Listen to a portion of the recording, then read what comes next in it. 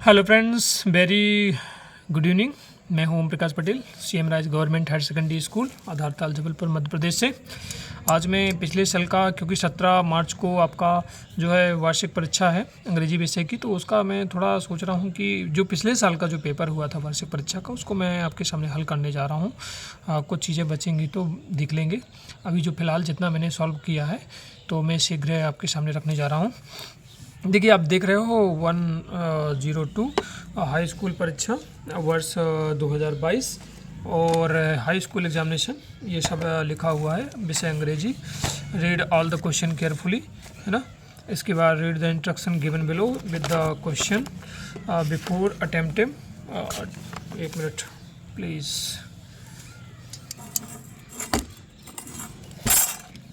हाँ, तो देखिए, सेक्शन ए में 2 पैसेज जैसा कि आप जानते हो कि होती हैं। प्रथम पैसेज भी 5 नंबर की, दूसरी पैसेज भी 5 नंबर की। तो read all the question carefully, read the instruction given the questions before attempting them, marks of each question are indicated against them. ये सब दिया गया, उनके प्रत्येक जो प्रश्न के सामने जो है अंक दिया गया है। प्रश्नों को ध्यानपूर्वक पढ़िए, ये सब ठीक है, हटाइए। Read the following passage carefully and answer the questions given below. देखिए, रीड मतलब पढ़िए, फॉलोइंग पैसेज मतलब नीचे जो पैसेज दी गई है ध्यानपूर्वक, केयरफुली मतलब ध्यानपूर्वक, और आंसर मतलब उत्तर दीजिए क्वेश्चन गिवन बिलो। चलिए, आज मैं थोड़ा फिर से प्रयास करता हूं कि हम बगैर पैसेज को हल करने का तरीका क्या होता है। सबसे पहले प्रश्नों को पढ़ लेते हैं। कई लोग इस तरीके से हल कर सकते हैं, फिर इसके बाद अंडरलाइन करते हैं, बार बार पढ़ते हैं। मैंने कहा कि कम से कम 3 से 4 बार पैसेज को आप पढ़िए ताकि गलत ना हो पाए। चलिए, सबसे पहले प्रश्नों को पढ़ते हैं। What does discipline do for a child? Forms character and makes him a fit citizen, make child dull, makes him strong, make him wayward. What habits does a child pick up when he is allowed to do what he likes? Make himself happy. इसके बाद catch cold and fall ill, develop discipline in him. इस तरीके से। What are good habits? Running in the sun, playing all the time, avoid things that are injurious, exposing himself to cold. Give a suitable title. Importance of discipline: running, playing, physical exercise. What does spoil mean? Destroyed, greatness, injurious, discipline. ध्यान दीजिएगा, इतना हमने तो थोड़ा ये आप क्या करना है, आपको बार बार पढ़ के, हालांकि चाहे तो एक एक प्रश्न को ढूंढ सकते हैं। देखिए, ध्यान दीजिए, थोड़ा बहुत समझाने का प्रयास करेंगे और नहीं तो ज़्यादातर तेज़ी से प्रयास करेंगे। थोड़ा ध्यान दीजिए please. Discipline must be enforce early in life. Enforce का मतलब लागू किया जाना चाहिए। डिसिप्लिन में आप जानते हो अनुशासन जो है बहुत ही जल्दी लागू कर देना चाहिए जीवन में। डिसिप्लिन एट होम, जो घर में अनुशासन होता है वो बनाता है, क्या बनाता है? For the future greatness of a boy, लड़के को एक अच्छा बनाता है, महान बनाता है। इट फॉर्म्स हिज, ये प्रश्न आया है, क्या करता है? ये बनाता है करेक्टर। क्या फॉर्म्स करता है? Character in makes him a fit citizen, ये आया था शायद, अभी देखेंगे। The child who is allowed, ऐसा बच्चा जिसको अलाउ किया गया है टू हैव हिज आउन वे, अपने तरीके से जीने के लिए, बिकम्स बेवर्ड, बेवर्ड बन जाता है, एक प्रकार से बुरा बच्चा बन जाता है। The child who is allowed all sort of excesses like running about in the sun, exposing himself to cold, eating wholesome things, मतलब ऐसा बच्चा जिसको चले वो भागते जाओ, दौड़ते रहो, कोई मतलब नहीं है, धूप में खेल रहा है, ठंड में खेल रहा है, कुछ भी खा रहा है, तो परिणाम के रूप में क्या होता है? As a result will fall ill, बीमार हो जाता है।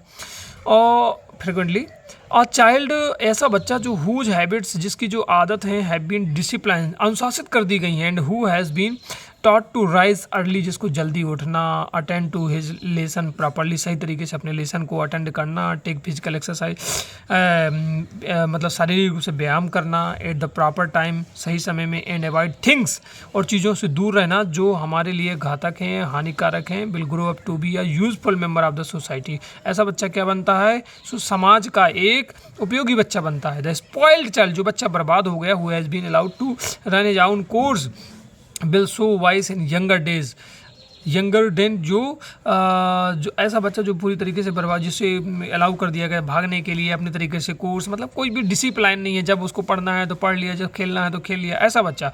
His parents would wish that he had not been born at all, बाद में ऐसे जो बच्चे को अनुशासन नहीं दिया जाता है पहले से, तो बाद में पेरेंट्स सोचते हैं कि काश ऐसा बच्चा हमें पैदा ही ना होता। समझ गए ना? ये होता है, अगर आपने डिसिप्लिन बना दिया बच्चे को तो बहुत सारी चीज़ें होती हैं, वो ग्रेट बच्चा बनता है। ये जो है पैसेज का मेन मोटो है। देखिए प्रश्न पहला, what does discipline do for a child? तो देखिए, फॉर्म्स अ करेक्टर, मैंने अंडरलाइन किया था, forms a character and makes him a fit citizen.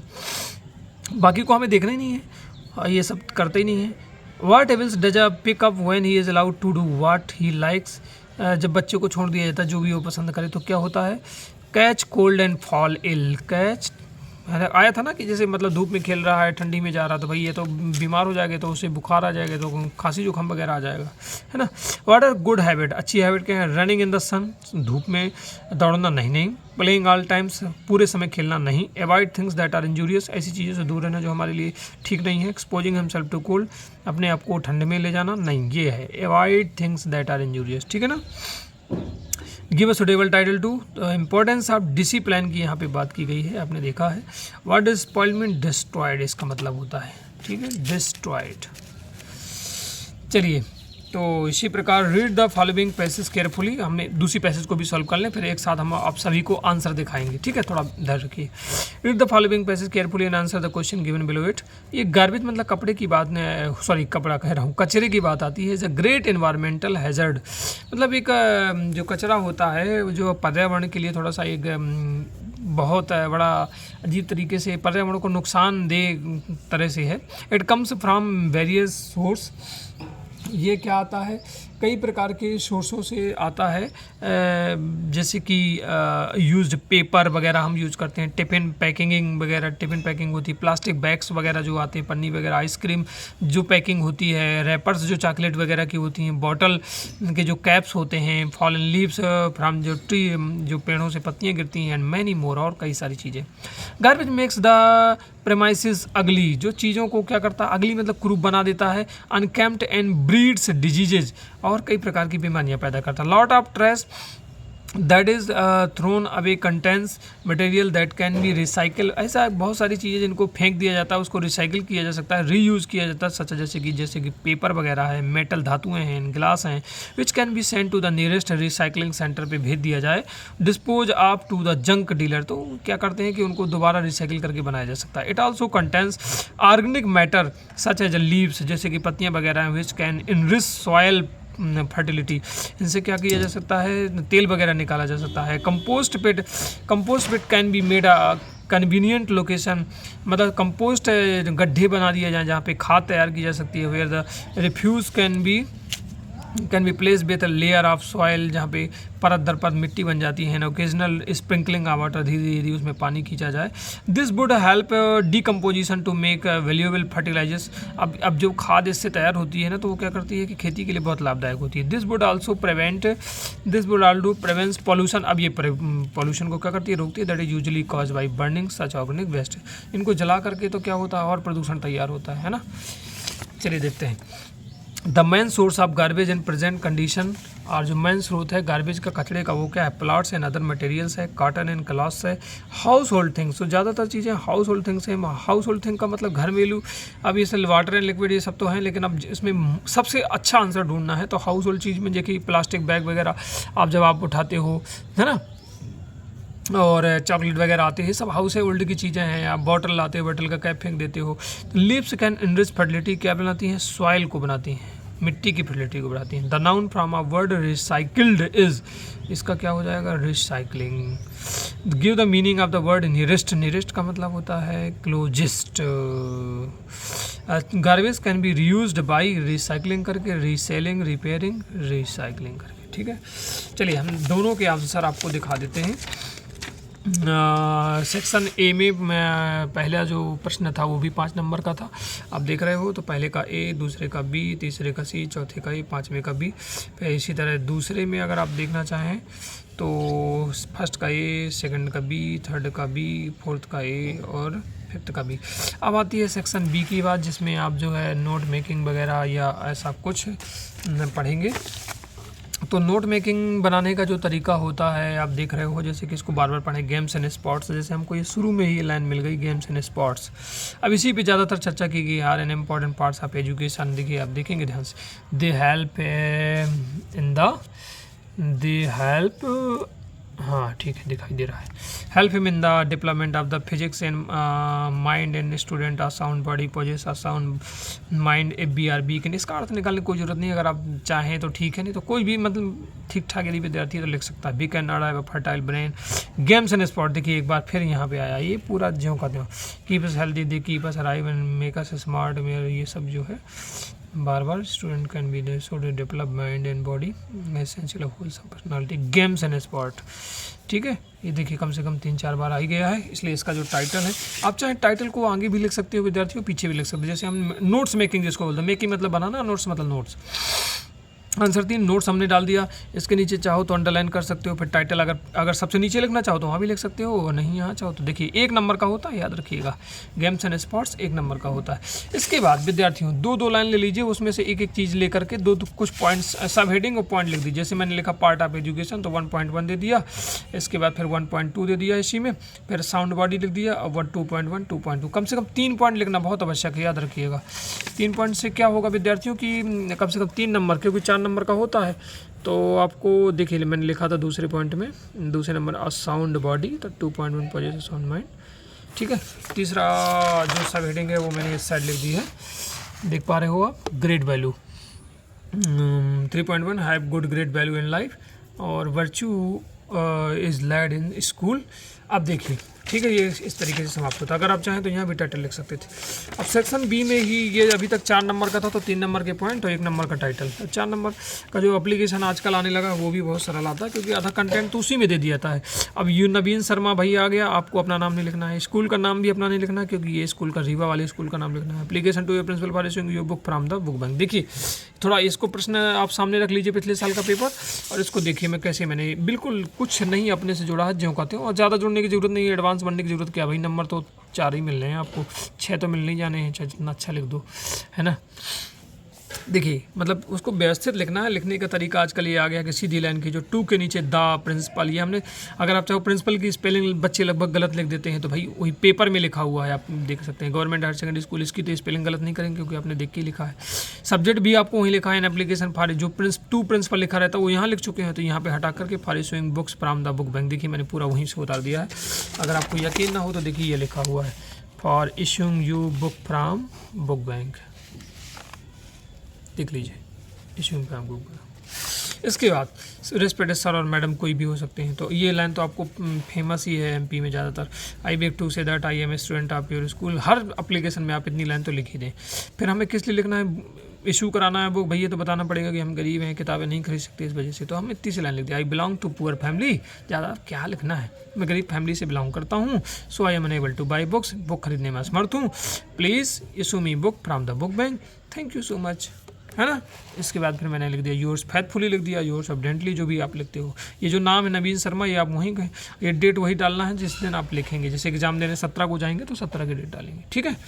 इस तरीके से आपने एप्लीकेशन देखा, थोड़ा इसी पैटर्न पे लिखेंगे, फिर पुराना पैटर्न फॉलो नहीं करेंगे, याद रखिएगा, आजकल यही पैटर्न चल रहा है, एक जैसा एकदम रेस्पेक्टेड। देखिए प्लीज 2 लाइन, फिर योर्स, ये तीनों एक साथ लिखिएगा, बच्चे थोड़ा अलग अलग लिख देते हैं।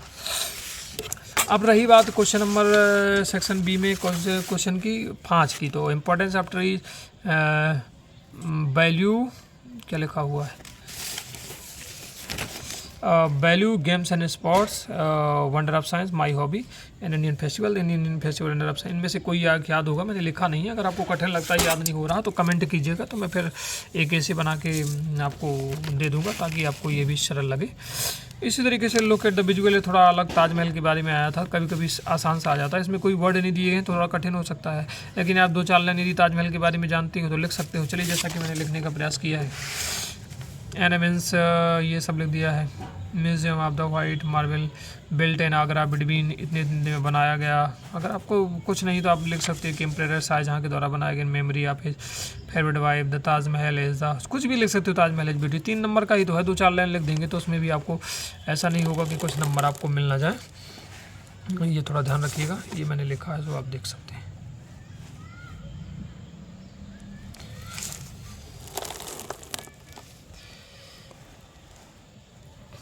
बस ज़्यादा नहीं लिखना है, थोड़ा बहुत, है ना।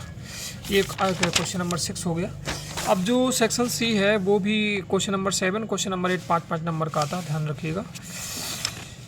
तो be to serve our nation, तो देखिए टू जहाँ पे लिखा हो तो समझ जाना कि आर टू का प्रयोग करेंगे, आर टू लगा दिया। और ये मे आई कम इन तो फेमस ही है, आप जानते हो। दे फुटबॉल इन द इवनिंग, तो प्लेइंग आएगा नहीं क्योंकि जैम आर वाज वार कुछ होता, प्लेज आएगा नहीं क्योंकि दे प्लूरल नंबर है, इसके साथ में प्ले आएगा।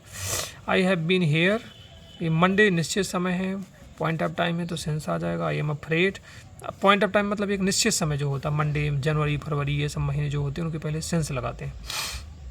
अफ्रेड जो डेथ की बात आती है उसमें ऑफ लगाना। लुक है ना, इसमें बिफोर, बिफोर लुक देखिए यू लिख, तो ही हैज़ वन जो लिखते हैं वो ओ एन ई वन लिखते हैं, वहाँ से शुरुआत होती है तो एन लगा के आ लगाएंगे, ठीक है। इस तरीके से फिर do director they did their work, max negative बहुत आता, हमने बच्चों को बहुत प्रैक्टिस करवाया था। My mother is cooking food, make interrogative, interrogative बनाना बहुत सरल है, इसको आगे ले आइए, इसको पीछे ले आइए, बस हो गया। अभी हम दिखाते हैं swimming is a good exercise, चलिए हम दिखाई देते हैं कैसे हमने बनाया है। तो क्वेश्चन नंबर 7 के पहले आंसर देख लीजिए, सेक्शन सी के क्वेश्चन नंबर 7। हमने 7 के 7 इस बार कर दिए हैं, लेकिन आपको 5 ही करना है, कोई भी 5 जो आपको सरल लगे।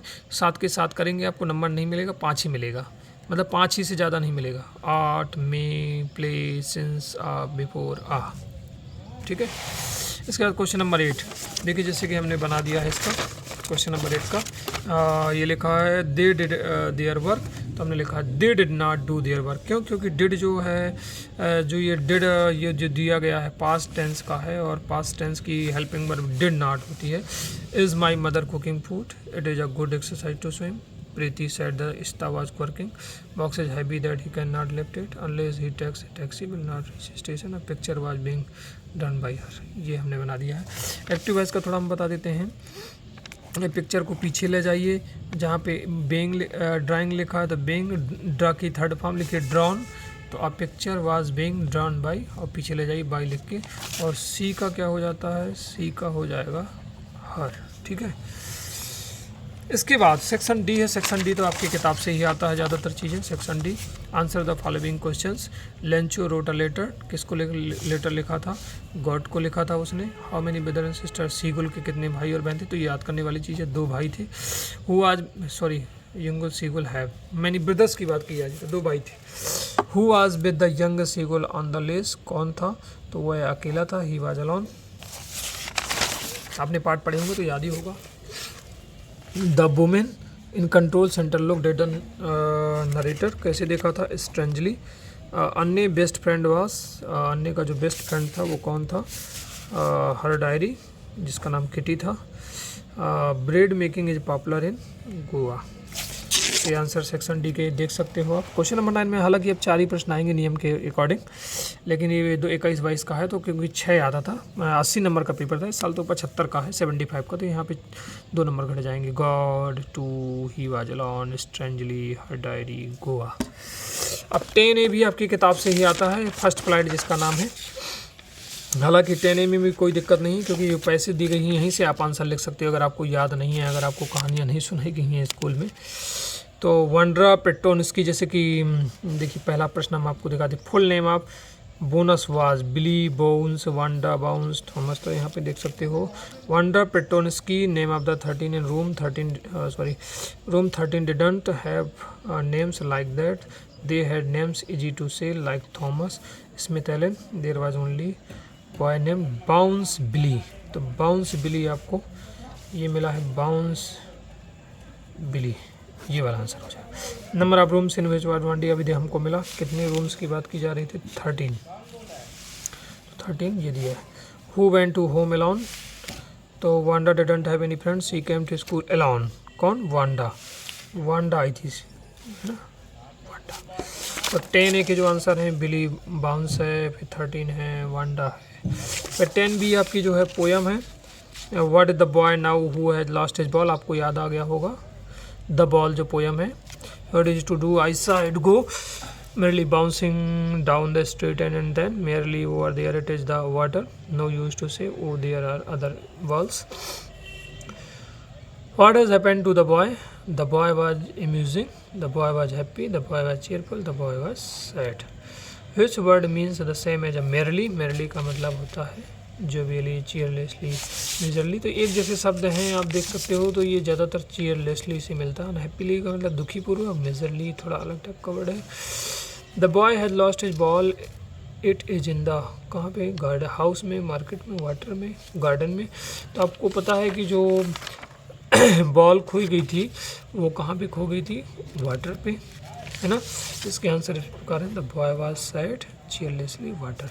इस तरीके से 10 भी 3 नंबर का, ये भी 3 का, ये भी 3 का। अब जो 11 नंबर है इसमें 7-8 प्रश्न दिए रहेंगे, लेकिन 2-2 नंबर के हैं, 6 ही करना है। अभी मैं आपके सामने अभी दिखाता हूँ, और ये आपके फर्स्ट फ्लाइट से ही है। क्वेश्चन नंबर 12 फर्स्ट फ्लाइट की जो प्रोज है, सॉरी प्रोज नहीं, पोइट्री। 11 नंबर क्वेश्चन प्रोज से, और ये है पोइट्री, POETRY। पोइट्री मतलब पोएम वगैरह से। 2 प्रश्न करने हैं 2-2 नंबर के। क्वेश्चन नंबर 13 ये आपकी जो एक और बुक है दूसरी वाली जिसका नाम है फुटप्रिंट्स विदाउट फीट, तो उससे 2 प्रश्न करने हैं 2-2 नंबर के। क्वेश्चन नंबर 14 तो ये भी फिर से आपका जो है उसी तरह आ गया, फर्स्ट फ्लाइट से 2 प्रश्न करने हैं। फिर 15 से एक ही प्रश्न करना है, 16 में एक ही प्रश्न करना है। 3-3 नंबर के हैं, 15 और 16 देख रहे हैं आप सामने जो है लिखा हुआ है 3-3, आप देख पा रहे हो 6-4, है ना।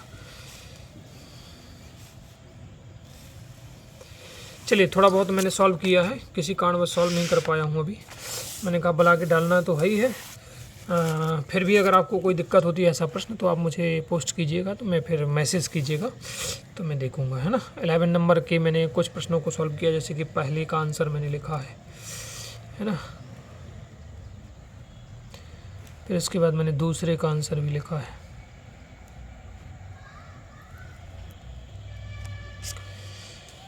इसके बाद 11 के मैंने सारे सॉल्व कर दिए हैं, 12 के बाद से लगभग नहीं कर पाया हूँ। ये 11 का 13, 11 का, सॉरी 13 भूल गए, 3, 11 का 4,